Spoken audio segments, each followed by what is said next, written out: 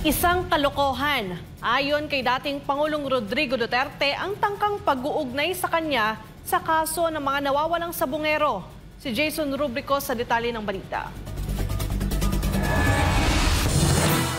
Ibinunyag ni Vice President Sara Duterte na personal niyang ipinaabot sa kanyang ama na si dating Pangulong Rodrigo Duterte ang isyu ng tangkang pag-uugnay sa kanya sa kaso ng mga nawawalang sabungero.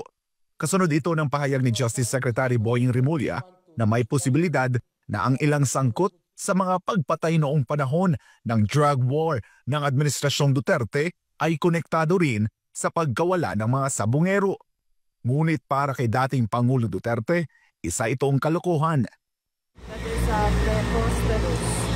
Doon siya nakakomment na preposterous daw yung attempt to link him to the missing sabungeros and the bones or the bodies in Taal Lake. Nang tanungin kung ano ang masasabi ni VP Sara sa tila pag-uugnay sa pamilya Duterte sa iba't ibang isyong nangyayari sa Pilipinas, kabilang na ang kaso ng mga nawawalang sabungero, ito ang tugon ng pangalawang Pangulo. It is expected because we saw it early on with their attacks to my office. No? Ayon kay VP Sara, nagsimula pa noong kampanya ang mga negatibong pahayag laban sa kanila. Hindi raw niya ito pinansin noon dahil naniniwala siyang limitado lang ang kanyang kapangyarihan bilang pangalawang Pangulo. Meron ng mga nagsasabi na nakakarinig sila sa loob na hindi maganda yung sinasabi doon sa grupo nila. Hindi ko na lang pangalanan kung sino yung mga personalities doon, pero naririnig namin.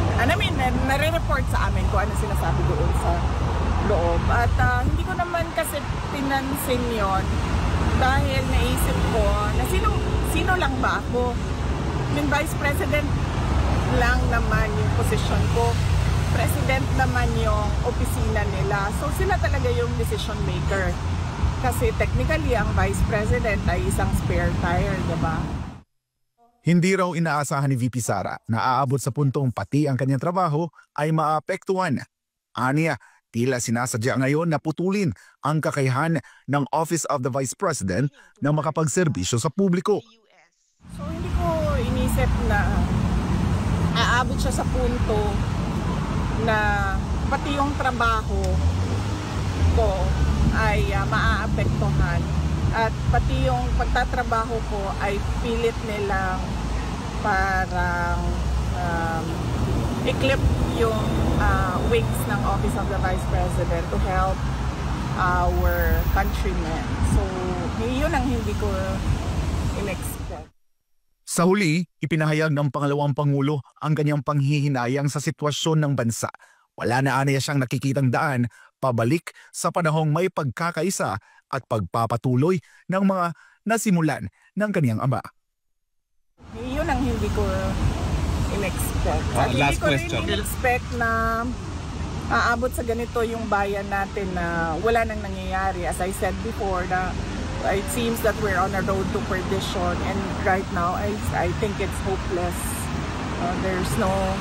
I don't see any road going back to that road where there was unity and continuity of the legacies of the President Duterte. Para sa Diyos at sa Pilipinas kumahal, ako si Jason Rubrico, SM9 News.